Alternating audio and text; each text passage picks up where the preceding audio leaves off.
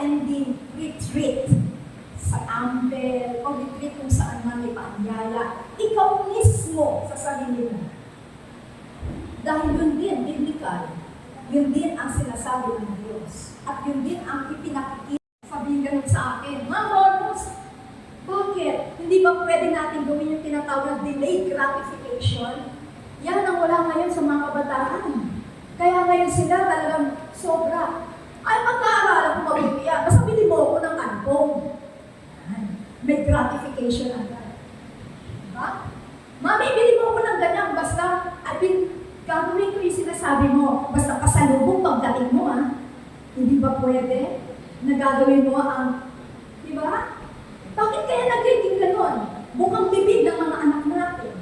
Bakit nagiging ganon ang bukang bibig ng ating kapwa, kapitbahay? Dahil na maaaring suriin mo ang iyong sarili.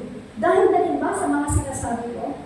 Anak, aalis ako may pasalubong ka sa akin, labhan mo yan. Amen? That's gratification. Gagawin mo yun dahil may pasalubong, that's reward. Maaari kayong sabi natin, mahal mo ang Diyos sa ginagawa mo. Amen? Amen.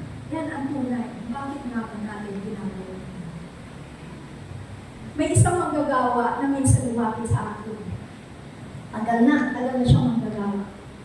Sabi niya sa akin, Sister G, alam mo, hindi naman ako aalis.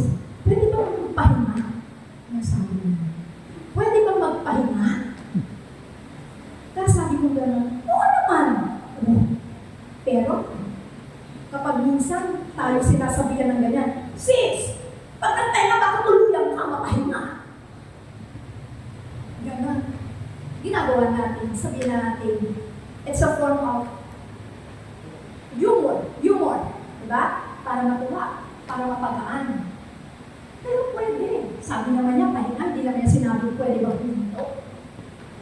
Actually, yung sinasabing pahinga, yan ang nawawala sa atin. Amen? Ano po ba itong ano yan? How to listen attentively? Oh. Give full attention. Yan ang sabi sa ano?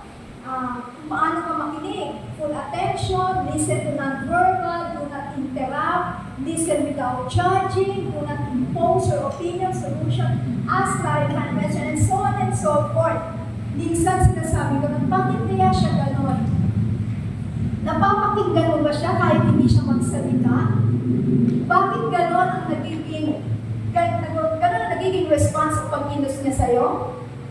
Napapakinggan mo ba siya? Awareness.